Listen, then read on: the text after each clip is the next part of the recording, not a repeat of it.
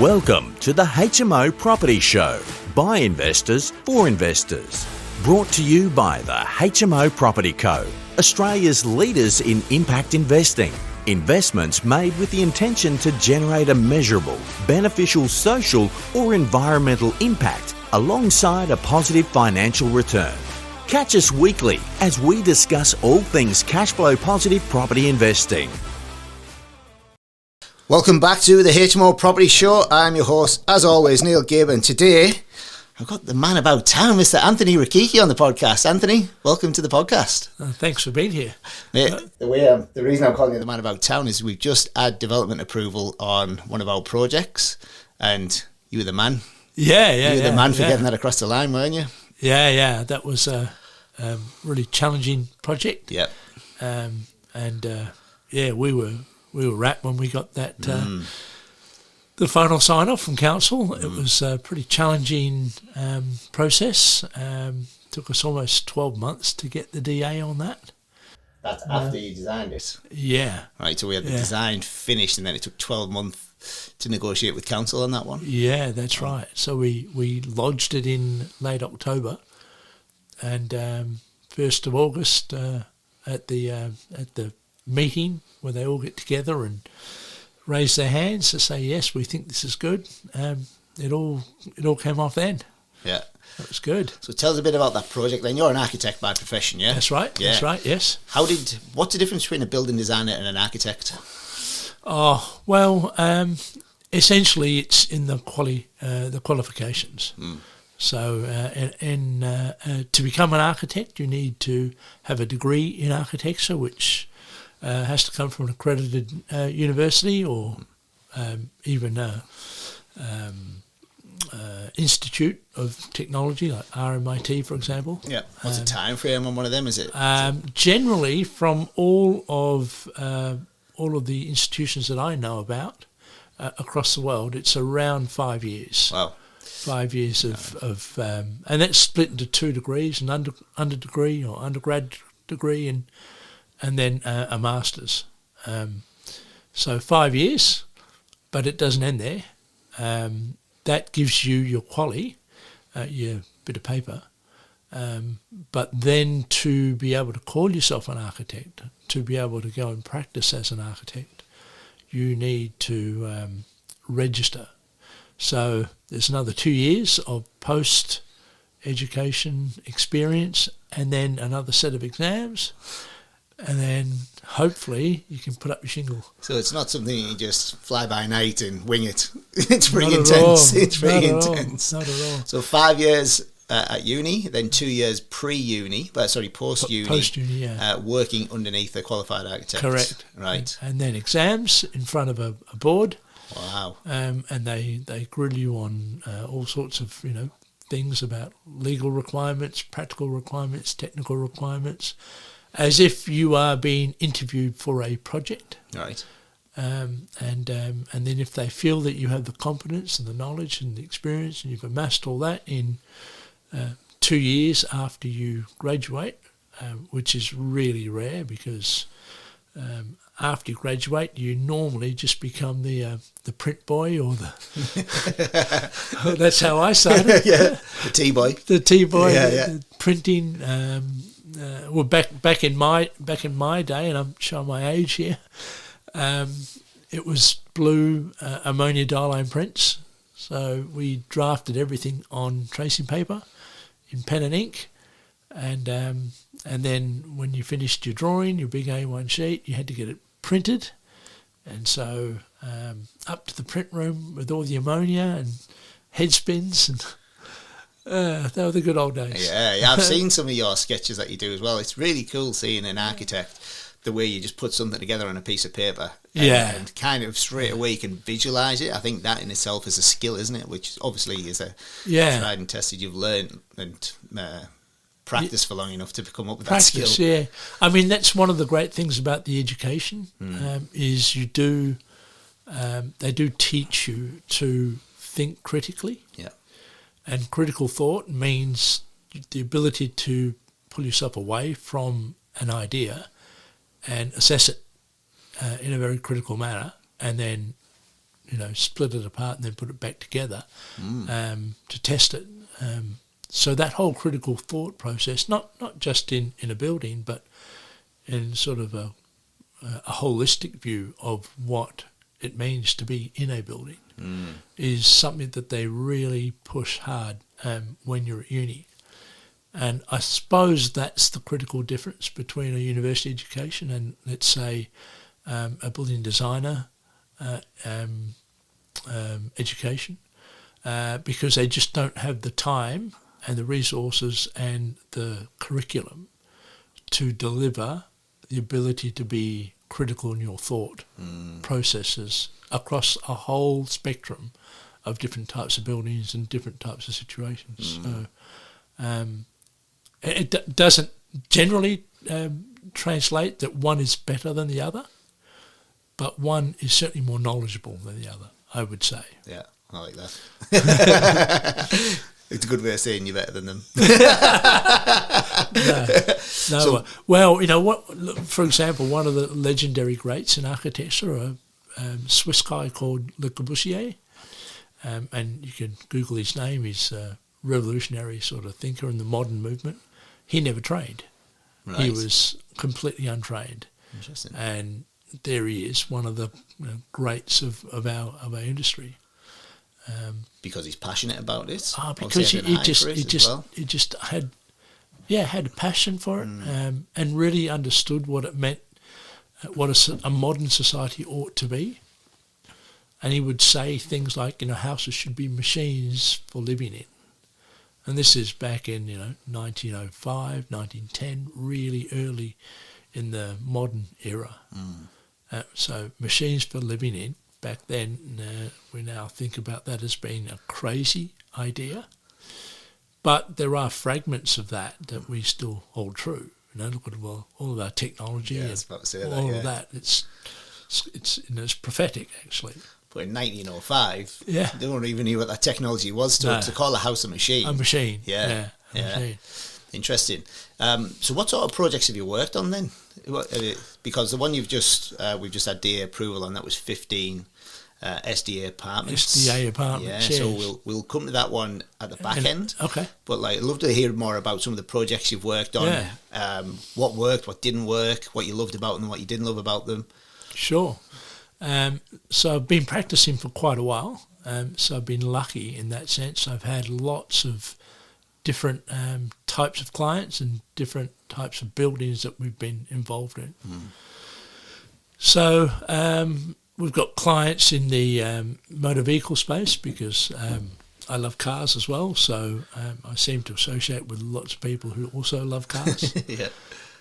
So we've done car dealerships for our commercial car clients. We've done some of them in Perth. Yeah. Any sort of iconic ones that we know about? Well, John Hughes. Yep. It was John Hughes Prestige when we did that. And that was on the corner of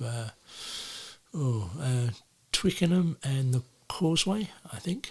Down in Vic Park there. Yeah, in Vic Park. Yep. Yeah. Straight over the Causeway, Victoria Park. Yeah, as he says. You can't miss him though, can you? Can't miss him. After that place. And he's amazing, I have to say. Yeah. He's a really gifted individual. And you got to work direct with John in the design process? I got to work, not for an extensive period of time, but a few meetings, a few discussions about, and at that stage we were talking to him about what would it be like if we were to transition away from, let's say, gridded power to off-grid, all that sort of thing, and he was really, really keen about that. And what year was this? This was, good question, This was 2005, 6-ish. So solar was out and about then, but not. Yeah, it was just starting. Yeah. And the decision to talk about that came from the fact that I'd said to him that we need to move away from incandescent fluorescent lighting to LED lighting because it's far more energy efficient. Yeah. And he was not really sure about that, as were not many people at that time. So that triggered a whole bunch of questions, and he was really receptive to that. And I didn't think he would be, but obviously a man who understands the implementation of a good idea and how it can generate positives and money and all that sort of thing. So anyway, that was one of our clients. Yep. What else have we done? We've done also, luckily, we got involved in the hospitality space as well. So we've done clients who've got restaurants and bars and clubs, and we've done a bit of work in that space as well, which is really interesting. Yeah, there's a lot goes into a bar or a club. Yeah, isn't there? Like there's some restaurants that I've sat in and I've just thought, wow. You kind of look around. The more you look around, you see there's more and more detail in these things. Yeah. What's one of the clubs you've done, or one of the restaurants? Well, they've changed ownerships, but we worked on Metropolis for one of our the nightclub. The nightclub. Yeah, right. We didn't do the original Metro. Yeah. But the client needed to expand it. Our client, and then we worked on that as well. So what's the time frame on a project like that, from first phone call through to? Oh gosh, that's a long time. Yeah, it can go a long time. But interesting thing with that is the minute the button's pressed, everything happens really, really quickly with that world, because they have events that are staged, and that's revenue, and if you miss that, it's game over. Yeah. And hospitality is a very, let's say, it's not a permanent industry. It's always fluctuating. It's always changing. It always needs to reinvigorate itself and reinvent itself continuously, because it's right at the forefront of people's perceptions about what's in and what's not in, and what works and what doesn't work. Yeah.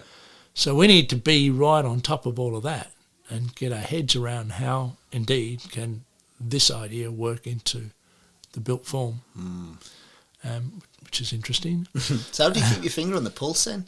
Because I'm guessing architecture itself and some of the projects you've worked on are very time consuming. Yeah. So when you've got something that takes up so much time and so much headspace, where do you find the time to be progressive and keep looking about what's out there and finding new things and implementing them? Yeah, I like bars and clubs. Oh, that's nice. We actually went for a red wine last week, didn't we? Yeah. I love that space. Yeah. That was amazing. How do I mean, I think it's more about understanding that industry and understanding the people behind that industry. And they're amazing. They have such immense knowledge about what people want. Yep. And so when we draft up a brief, that brief really delineates or provides a framework, let's say, for what would then become a building or spaces. And as we're drafting the brief, we're getting all this information from clients. And then they'll say these things, like, for example, the bar won't work if it's tucked away over there, because people have to walk from this point to that point to get to it. So bring the bar right at the front where people see it immediately when you walk in. Oh, wow, that's a nugget. Yeah. It's great. So we extract it from the client to deliver what they want, but really getting the information from them. And do you talk about colour schemes, light, darks, all that type of stuff, and then it kind of directs you even further? Probably not at early stages. We talk about function. Yep. Like, what is it? Is it a day venue? Is it a day-night venue? How many people? How much space do you need? And then how will these people work together? Like, it's when you've got a bar, it's like maybe 4, 5, 6 people working in very close confining spaces. So the bar's got to work so they don't clash, and people got to go to one section of the bar to get something and not rush to the other end. And so there's a science behind people movement. How they use the space. Yeah. Yeah. And then there's another science behind, the ambience and the environment and how people respond to that. So at an early stage, then we start talking about materials and textures and all that sort of thing, but more on a sort of superficial level. So as the two ideas start to merge and they start to evolve, then we can get into fine-grained detail, where we then start testing our ideas with one material or with another, or one colour or one fabric or that sort of thing. Yeah. Do you work with interior designers on stuff like that as We well? do, yeah. We tend to work a lot more with interior designers when we do our large luxury homes, because they seem to have a pretty good affinity with, let's say, style and quality, and I suppose they come at the rear end of the process. Once we've conceived the idea and we know the spaces and how they work and how they flow, then that fine-grained detail is when they can come in and say, hey, what about this and what about that, and what if we use this in this way? And that's their expertise.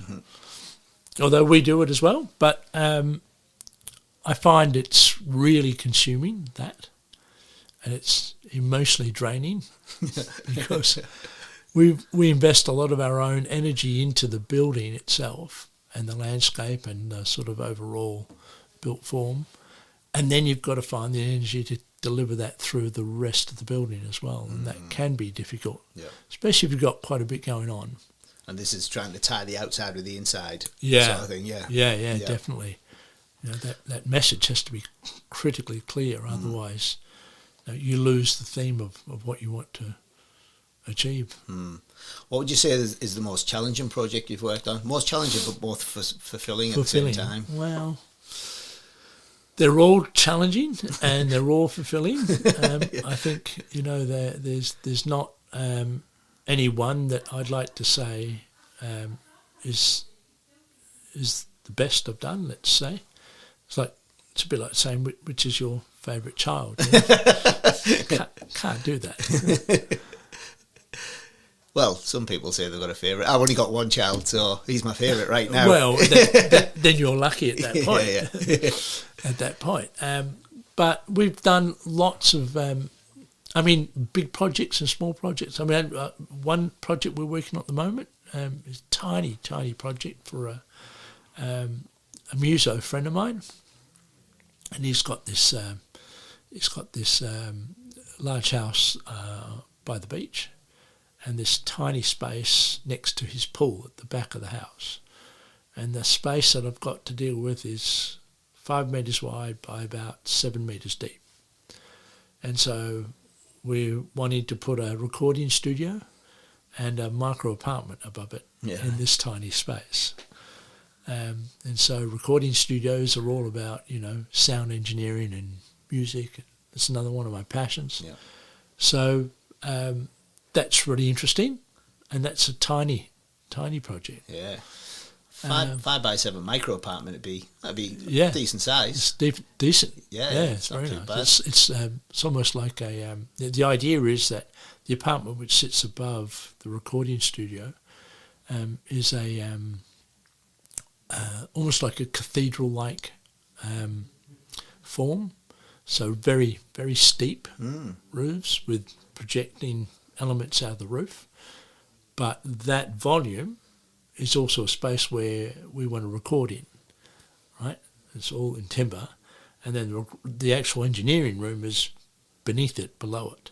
Yeah. So there's this incredible sound that we can get from that space delivered down into the engineering space down below.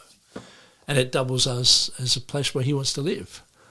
So we've got this hanging bed with ropes, this big sort of fisherman's ropes on pulleys, and he pulls that down and the bed goes up. And then that becomes recording studio. The bed comes up and the studio's underneath the bed? No, the bed's hanging. Yeah. And it raises up. Right. And then it clears that space, which is actually the living room. Yeah. And so he'll record in that space and also record down beneath it if he wants it as a separate. Yeah. Right? So it's like this dual approach. So he might be downstairs dialing and engineering, and this guitarist or piano player will be recording upstairs. Gotcha. Right? Gotcha. And then you get a different sound because Yeah. they're two connected. What do you need to do about acoustics for that, for neighbours? So it's really important. So the whole building is built out of an acoustic panel. It's like yay big. And it's got one of the highest possible acoustic ratings. Yeah. And also happens to be an incredibly good thermal rating as well. It's all panelised and then clad with this really funky sort of modernist cladding. It's sort of like copper cladding. Interesting. Yeah. I'm trying to picture it in my mind. You've got to show me the drawings I after have this. some renders. I'm happy to share. I'd love to see them after this. Yeah, in my mind, I'm like, this sounds weird. And 5x7 as well. Like you say, you don't have much space to play with. And it hovers over the pool. Yeah. So it cantilevers over. So just to throw another one in the mix. Yeah. Just because. Yeah. Well, like you say there, the small ones can be the trickiest ones as well. They can. So this one's got you thinking from a size point of view. You don't have the grand sort of scale to work with. Or the budget. Yeah. The and then you've budget's got to think incredibly about tight. acoustics. Exactly. Yeah. Wow, incredible. Yeah. So a very small project can be just as demanding as a very large project. But enjoyable as well. Yeah. We love it. So let's talk about the Newcastle Street project. Yeah, because we'd like to say we just had DA approval on that, mate, and we all went out on Thursday to celebrate. Yeah. What was the place called again that we went to? Cherubino, yeah. So when I pulled up outside, I thought we got the address wrong because it looked super swanky. Yeah. Glass elevator shaft going through the centre and then a beautiful staircase leading upstairs, and it was like an attic-style conversion, wasn't it? Gorgeous. Yeah, gorgeous. yeah. What do you think of the architecture in that place? Yeah, beautiful. Yeah, it was, beautiful. wasn't it? I love the idea that it's an old building that's been repurposed. Yeah. And it's got a very sort of homely feel, but a very like industrial vibe as well. Yeah. It's not cheaply done. You can feel the amount of money that's been poured into it, but it's very raw and pared back. And so there's this thing about having to spend money, lots of it, to make it look not as flash and not as flamboyant, but that you can still feel the quality behind it. That's a really difficult thing to achieve. I like the way you've explained that there. Yeah, it's really difficult to achieve because at the initial sort of idea stage, if you're going to talk to a client to say, I think it should be stripped back and raw, then the immediate thing is, it might be cheap and nasty, or if you're that way inclined, it could be, great, that's going to cost nothing. Save money. So, no. So Newcastle Street, we've got DA. We went out and celebrated. Talk us through that project because it's an interesting spot for starters. The fact that it's got 15 SDA apartments in there is another interesting mix on things as well. Yeah, and then it's got the commercial downstairs. I mean, it looks amazing as well, doesn't it? Yeah. Well, we love it. We love it. It took us forever to get there, but a brief synopsis of the project is it's an apartment complex exclusively designed for people with disability of varying degrees, and so there are not many projects like that anywhere in the country, and this will be the first of its kind where we place let's say the carer or the SIL provider who will be housed in the building and look after the people that are occupied, or the participants. So first of the kind that we're trying to merge the two into one overall building. So it makes sense as well, doesn't it? Well, it does. Yeah. It's, when you think about aged care, you've got doctors, dentists, and all housed in that one massive complex. So if you're able to sort of condense all that to say, why don't we just make it a really micro version of that? That was the idea that came to us from when we first conceived it. And I think having that notion where you can get care 24/7 and the ability to, let's say, monitor movement of people into and out of that building. These many of these people are quite vulnerable because of their level of disability. So they need to be protected. So we need to make sure that who's coming into the building to see them and who's leaving is authorised to come and go. So the idea of having a concierge as part of the care package, and then the concierge and the carer can also provide events where they can take the whole people that live in there to a music event or and the good thing is the building's opposite the Pickle District, which is a really gorgeous arts precinct. Yeah. And so merging the ability to integrate arts and culture with people with disability and events and all that sort of thing seems like a really amazing story. So that's how we started, and we just worked through the detail to get 15 apartments, all specifically designed for people with disability. But we tried to remove all of the sort of visual cues about disability from the building. You'd never guess, would you? Yeah. When you look at it from the outside. Yeah, you couldn't tell. Yeah. You couldn't tell. You couldn't tell if, it looks like a normal luxury apartment complex. Really exciting for that. So with a project of that scale, in that location, first of its kind, where do you start? You got a survey, feature contour survey of the block. Yeah. What's your first? You've had the brief, and you kind of understand what the client's trying to achieve. Where do you start from there? Okay, well, it's a macro micro thing, so it's really important, at least for us, and as architects, we want to step back from the fine-grained detail to start with. So we look at the context, we look at the surrounding infrastructure, what's built. We like to extract the parts of what's there from a, let's say, historical point of view, and say, well, like for example in West Perth, it's always been a traditionally industrial or semi-industrial precinct. Mm-hmm. So there's lots of old brick factories that lie around an immediate locale. So the first thing that came to mind for us was, well, wow, if there were these gorgeous warehouses in brick, and this notion about being able to live in a warehouse, why don't we borrow all of the architecture from there and find its way into this new building? So that grander scale is what we looked at. And then location, how do you get to it? How do you get from it? So transport was really important. And we know that we're within a kilometre of Leederville Precinct and Northbridge, let's say. Great spot. It's a great spot, and amazing transport networks, and like 500 metres from Beatty Park as well. So it's got this ability to get to and from an access point of view. Really important attributes that belong to the building. So, okay, once we know that we've got these attributes, how do we build them in? So then we start thinking more about circulation spaces, getting into and out from the building. And then how do we have great big open spaces that feel, let's say, homely without feeling Spartan and lost? So splitting the building into like two, pulling it apart, let's say, and having a central circulation core with really nice greenery and connecting spaces between each floors.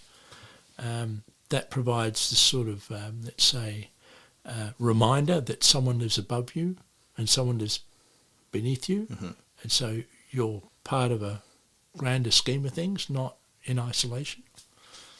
And so having that language, and that gets expressed back into the roof terrace, which is a beautiful space, and we've got these herb gardens. I love that roof terrace. Yeah.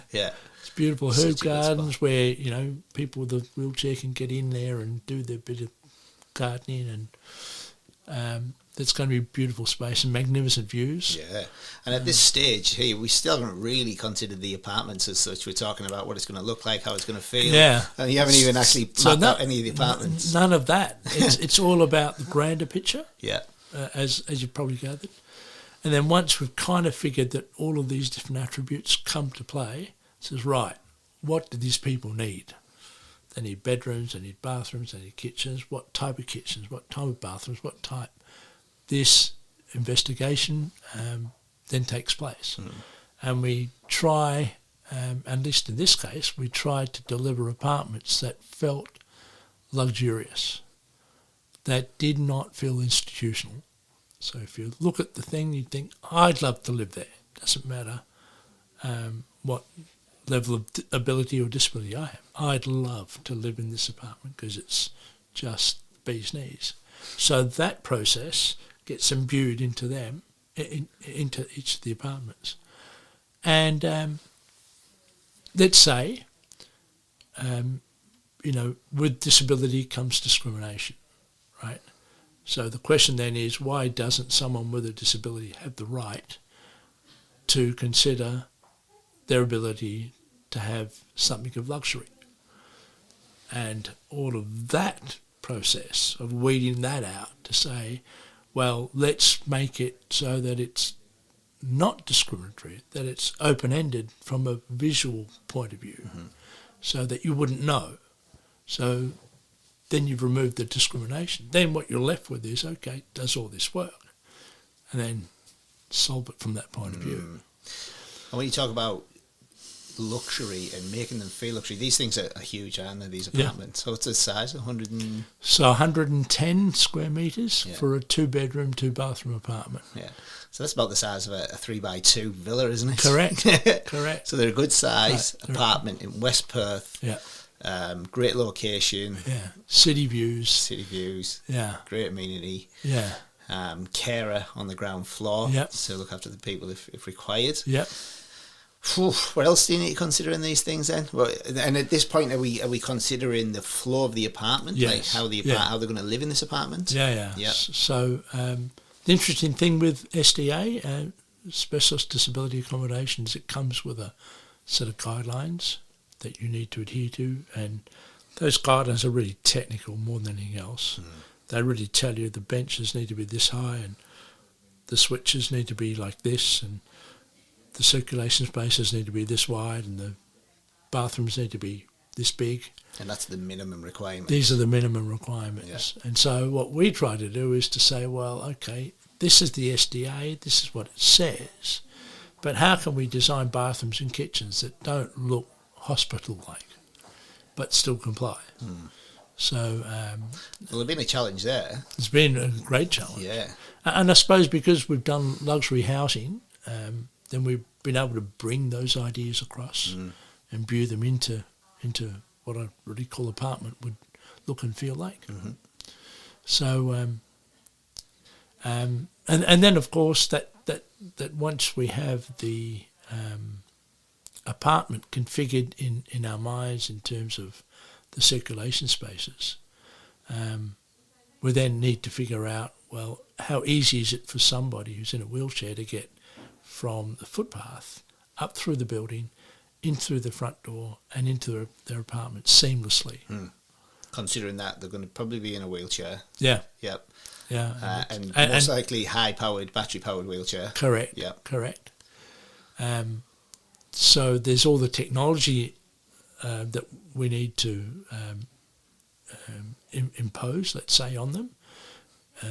Automatic doors, and our kitchens are amazing because they have this incredible ability to raise and drop hydraulically and electrically. So that means that someone who has of different requirement can access the kitchens and the bathrooms in a very friendly way, I suppose. So that's assisted technology. There's cameras everywhere. There's ability to connect no matter where you are in the whole building. The whole building's got 2-level battery backup system. Every apartment's backed up, and then the whole building's backed up as well. So there's this sort of overarching care factor in terms of the ability to ensure that somebody's technology that becomes life-threatening is not at risk in case of that situation. Yep. Yeah. So where do we put all this stuff? Like the batteries alone per apartment. So we've got batteries fitted in our house. Yeah. They're a decent size. So Yeah. I'm guessing that times 15 apartments and batteries for the common areas or the strata area. So is it strata, this thing? It's strated. Yeah. So yeah. the batteries for that as well. They're going to take quite a bit of space. They do. And then solar panels everywhere too. Solar panels everywhere, and we've got electric charging stations in the car park. So every car that comes to that space will be electric. It'll plug in, and most of the people that live there probably, well, we don't know, but more than likely won't be able to drive, but they'll need to get picked up and dropped off. Yeah. So we want to make sure that every car that comes in has electrification, and so that helps on the sustainability aspects of the whole building, which, the building achieved a 7.5 star rating. Yeah. Excellent. So that was another consideration. Yeah. And in terms of materials for construction, have we got a construction methodology mapped out for this one? Because we were looking at one thing and it kind of changed again, didn't it? Where's it sitting at the minute? Yeah, we did look closely at cross-laminated timber, being able to do the whole thing out of, because probably because of the skilled labour shortage and, solid construction. We thought, well, let's go to a light construction approach, but the costs behind that became really prohibitive, and the fact that there are not enough suppliers and manufacturers of that product located here puts it at risk.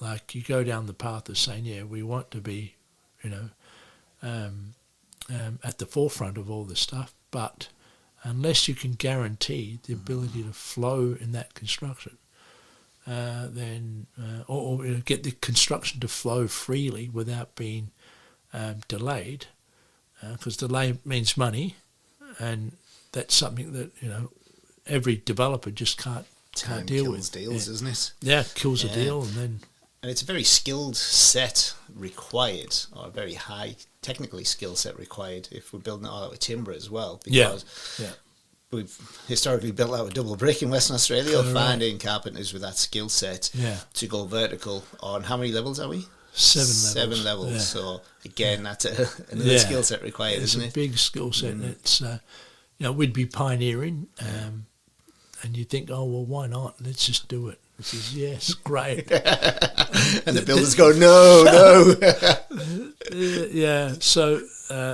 So anyway, we're paring back on all that. So, well, look, let's just use traditional construction. Yeah. And maybe we could do a hybrid approach. So the shell is all traditional. We've got this gorgeous brickwork at the base of the building, which is all about sort of paying respect to the industrial buildings of the area that I talked about before. Mm-hmm. So we're using all of that. And then above that is external in brickwork, and then maybe the internal walls, the dividing walls between each of the apartments or whatever, that they could be in timber. Mm. So it's a hybrid approach. Yeah. But we haven't yet finalised that yet. We're still going through the numbers at the moment about which methodology will achieve which outcome and to whose benefit. Cost effective and efficiency needs to be considered, as well as livability. Exactly. It's an exciting project. I personally can't wait to see it come out the ground. Yeah. So I can only imagine, like, you putting so much time and energy into something like this. To see it come out the ground must be quite rewarding, is it? It is. It is. Every building we have a saying in the office that get it built. Simple as matter. Get it built. Because a building on paper is just a building on paper. It's just an idea, a thought bubble. But when it gets to reality, it starts to manifest a different, totally different life of its own. Nice. Well, Anthony, I love to bring value to the listeners of the podcast. Yep. And everybody is at different stages of their journey. Some people might be doing renovations, some people might be doing new builds, some people might be doing developments. What are some of the things, or what are like 3 or 5 top tips that you could give somebody that's got a block of land and they're speaking to a building designer, and they're thinking in their minds, is this the best it can be? What are the 5 top things you can probably say to look out for to somebody that's starting off the design? It's a good question. So I think when anybody embarks on the idea of building something, I think the first thing you need to understand is the context of where it is that you're building. Where am I building? Who am I building this for? And why? If you can get clarity out of those 3 things, then that starts to inform your decision-making process. Why am I doing this? A lot of people think that they should just go out, buy some land, build something and make money out of it, and that's the why. I wish it was that easy. That is the why not, not the why. Because it's nothing that can be built. No type of building that gets built is easy.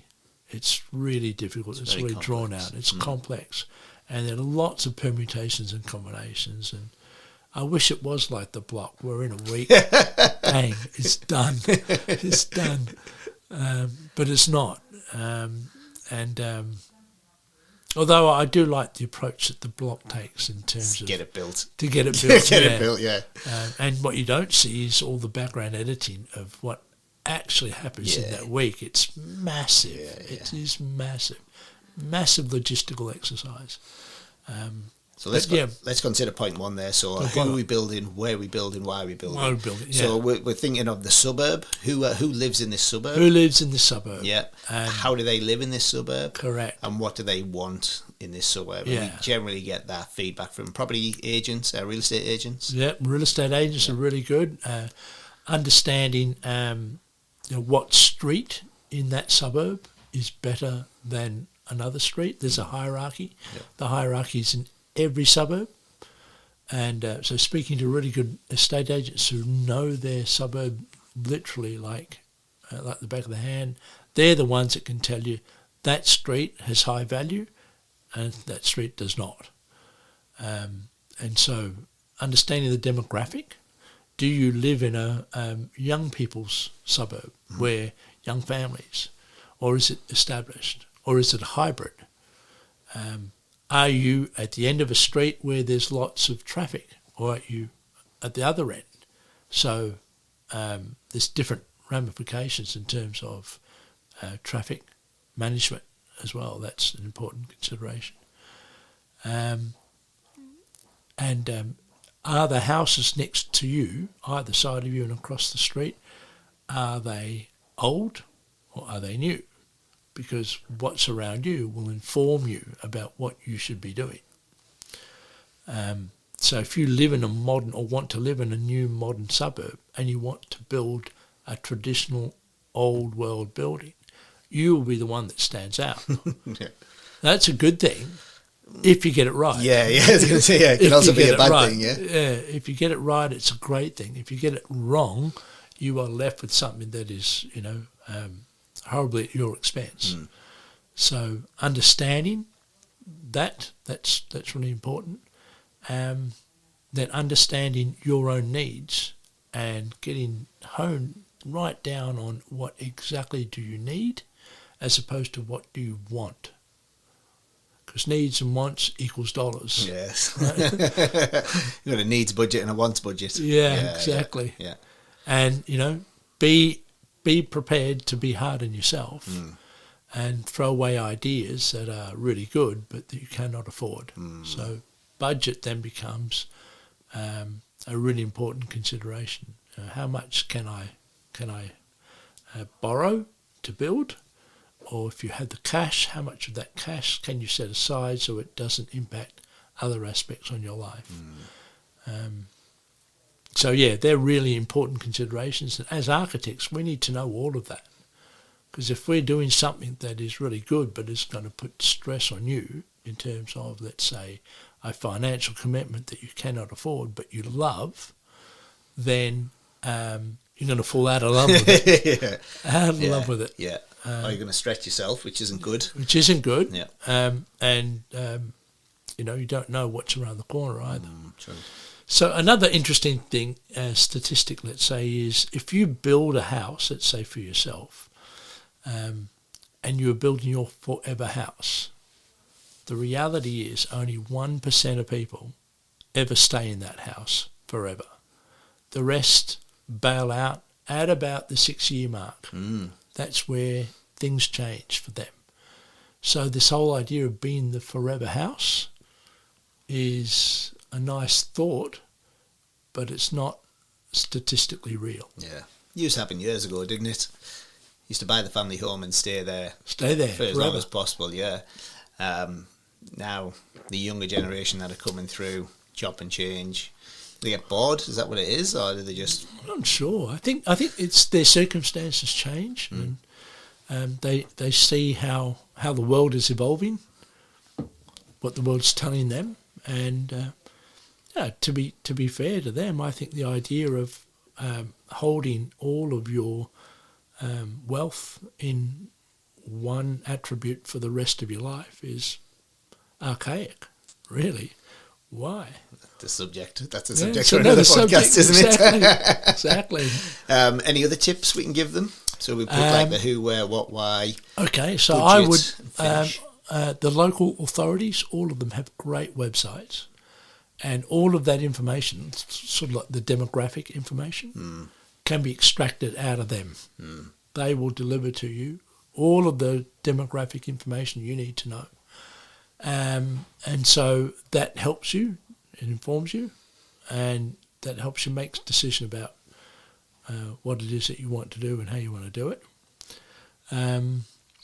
So then, once you've got the basics sorted out, it's about the what. The what meaning how many bedrooms do I want, or is in some cases it's a project that is an investment, and a lot of your clients are investment people. They want to build something that generates income. So there are many different permutations and combinations about what will generate income and what will not. So mapping those strategies out, being crystal clear in terms of a feasibility about which option works, that happens way before anybody draws on a bit of paper about what the plan is and where the living room is and where the bedroom is. That is down the track. Nice. I'm going to throw a bit of a curveball in here because the ABS released their consensus statistics. It was like 6 months ago now, wasn't it? And what we're seeing is a shift in single and low person households. I think 26 or 27% of Australia are single or lone person households. Yet for investment properties, we're still building 3, 4 and 5 bedroom houses. How do you feel about, because you mentioned there that the demographic that you get from the stats from the ABS or from the council will drive the size of the house and the amount of bedrooms that you get. What are you seeing in the change in the demographic and the way we live in properties now? Is that changing the way you design a property? Yeah, definitely. Yeah. It's a good point. And I think maybe that's the flaw in the planning system that we have here, because it's all historical in terms of the demographic. We have a diversity problem in terms of the type of housing that we deliver, and we have delivered very traditional forms of housing, families, kids, but the stats prove that we need different housing models. I think one of the biggest growing demographics is the over 55 middle-aged ladies. They're the ones that are struggling the most to find appropriate forms of housing for them. Yeah. And so there's a calling out for being able to deliver appropriate forms of different types of housing, but our planning systems and our planning methodologies haven't caught up. So there's a problem there. So we need to be innovative. We need to find ways in which to solve that problem within the current planning framework. And that's a challenge. But, you guys are doing a great job at delivering these sorts of different types of outcomes within the constraints that we have. It would be great. It would be great if you could find a way in which to, let's say, use that model of micro housing on a residential lot that could in some way end up as being that you could in some way end up with a title on that micro lot. They strata it. Like a substrata. Yeah. Like a substrata of a strata. That would definitely be affordable for people to buy, wouldn't it? That would make it unbelievably accessible. Because then young people can then partner up and say, well, I'll buy this one and you can buy that one. And it just brings the whole issue of affordability down at core. Yeah. But our planning systems don't allow that. Although I think there is really genuine concern for that. There's conversations about wanting to make that type of situation available. So I think you need to watch the space on that. That will be something that will change. Yeah, but it's a shame that we've got to this stage in the housing continuum where we are at the minute with the lowest amount of properties for sale, the lowest amount of properties for rent. Yeah, it's only now that it's raising concerns and people are actually looking at it and go, how can we solve this problem? Yeah. It's like, be proactive, not reactive. And right now we're just reacting. Oh, for me, the government's reacting. Yeah, they are reacting. They are reacting because it's a politically sensitive issue. But interesting, I was watching a really good thing on the ABC. They did this, they asked that question about why are we like this? And they talk. Was it something that broke the rental system? Is that what it was called? Yeah. Someone sent me it. I haven't had a chance to watch it yet. It's amazing. And the one thing out of that program that really stood out for me was Tokyo. So New York, Sydney, London, yada, yada, yada, same sets of problems. All of these have housing shortages and people queuing to rent, but not Tokyo. And so there was this analysis about, well, why not? Well, it turns out that Tokyo doesn't have zoning regulations that we have. So we have places of residential, places of commercial, places of industrial, and everything's like tickety-boo and, Big Brother's telling us where and how we should live. Whereas Tokyo's a hybrid. If you want to live in an industrial area, knock yourself out. You want to live in a commercial area, knock yourself out. You want to put a business in a commercial area or a business in a residential, you can do that. So there's this merging hybrid system that they've got that has resulted in many different types of housing and a real stable approach to housing affordability and accessibility. There is no shortage of places to rent at any level, any budget. If you want something that's really cheap, you'll find a tiny, tiny, tiny place in a precinct, easy to get to, and affordable. Now, they may not be what you consider to be appropriate, but it's available. Again, I'm trying to picture it in my head. Oh, these things are like 18 square metres. Wouldn't you have like a streetscape of houses that are just all hodgepodge different? No, it's like blocks of housing, and in that blocks of housing is housing and commercial and industry, all on main streets and all in precincts that borrow from each other. So you don't get the shops over here and the houses over here and the offices over here. It's like this merging. Interesting. Yeah, it's interesting. I'm going to check it out. Yeah. Check it out because really we can learn a lot from the way that others do things. Yeah. I mean, we essentially brought the HMO product over here because we seen it working in the UK. Yeah. Someone taught us the what's the word to say, like the safety aspect and the way to do it correctly as per council, but then we knew it would work because we'd seen it work in the UK. Yeah. So we just implemented it here, and here we are now. So I'm always keen to see what they're doing in different countries. What we can. Yeah. It's like, and I think, you know, because they have this different approach to planning and regulation. Of course, you know, every building there has to comply. That's a given. But where to live is the question. Why can I not live in a factory building, you know, adjacent to a residential area that we are here? Like, you know, why can't I go and live in one of those warehouses that are in West Perth or in Osborne Park? Why is it that they're only exclusive for warehousing or offices or industry, and not for people to live in? It's a question. I think it's a good question, and it should be something that I think, from a planning perspective, we should be more encouraged to think more openly about.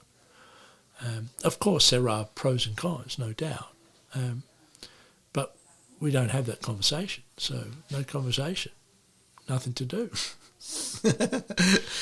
You know, Anthony, I've really enjoyed this chat because I've never sat down with you and asked you about the West Perth project, and to hear you kind of unpack the thought process that went into it, mate. It was really, really good. So thanks for coming on the podcast, mate. Really appreciate it. Is there anything I should have asked you that I didn't ask you? Oh, what did you ask? Look, there's myriad of questions. There's a lot of knowledge up there, isn't there? We could sit here for hours. Yeah. But maybe we can do it again some other time. Yeah, well, just before we hit record, I said there's a few reasons that I like recording these podcasts. I get to connect with the guest. I get to learn a lot as well, which I've definitely learned a lot today. Great. And we'll definitely catch up for another red wine sooner or later. Terrific. Look Anthony, thank you very much for coming on the podcast. My pleasure. Cheers, mate. Thank you. Thanks for listening. Make sure you tune in the same time next week so you stay up to date with all the cash flow positive property updates.